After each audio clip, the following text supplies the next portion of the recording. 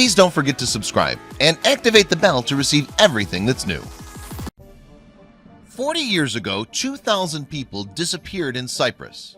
Then archaeologists made this harrowing discovery. On the eastern Mediterranean island of Cyprus, a team of archaeologists are working against the clock.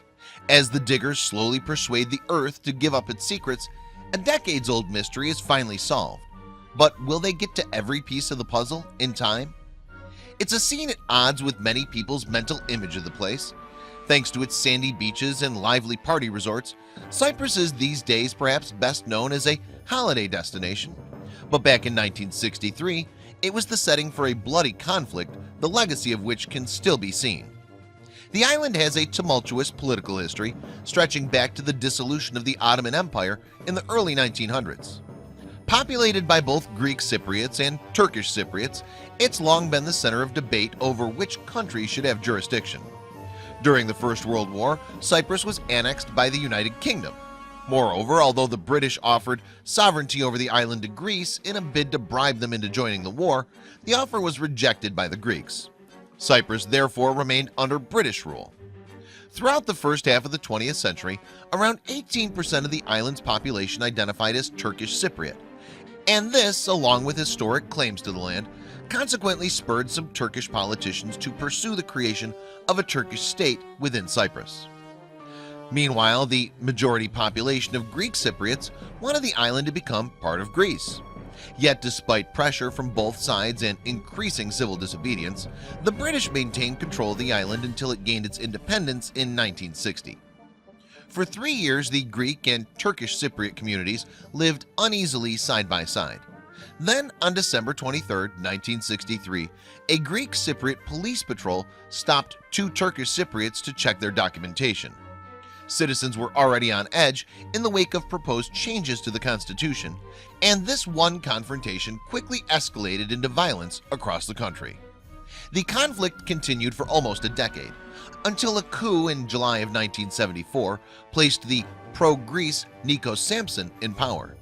In response, Turkish forces subsequently invaded and occupied the north of the island, declaring the region a Turkish state.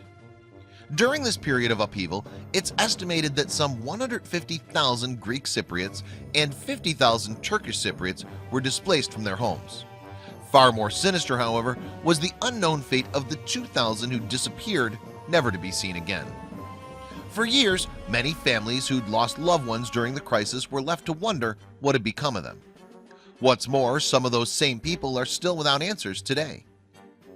Consequently, in 1981, the United Nations-led Committee on Missing Persons (CMP) in Cyprus was established as a joint effort between the Greek and Turkish Cypriot communities. The goal of the committee? To investigate reports of missing people and to try to determine the nature of their ultimate fate. More than 2 decades later, the political climate was finally calm enough for the CMP to begin excavating potential grave sites across the island. During 2008, then, the committee launched numerous simultaneous exhumations with the help of the Argentine Forensic Anthropology team. Since then, the CMP has been able to identify the remains of around 680 individuals. But the families of hundreds more missing men, women, and children are yet to receive any answers to the questions that have plagued their families for decades. And they're running out of time. In 2015, 30 bodies were discovered in a mass grave near Nicosia, a city that straddles the green line between the Republic of Cyprus in the south and the self-declared Turkish Republic of Northern Cyprus in the north. Moreover, despite vague tip-offs as to the location, the CMP was only able to pinpoint the grave with the help of a 94-year-old local woman.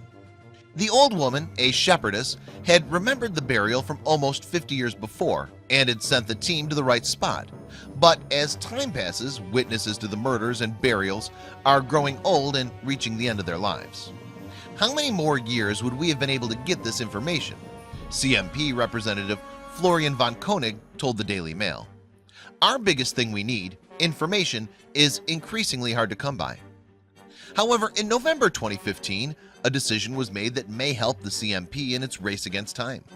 Mustafa Ekinici, the leader of the Turkish Cypriot community, announced that the team would gain full access to 30 potential burial sites in the military zones in the north of the island.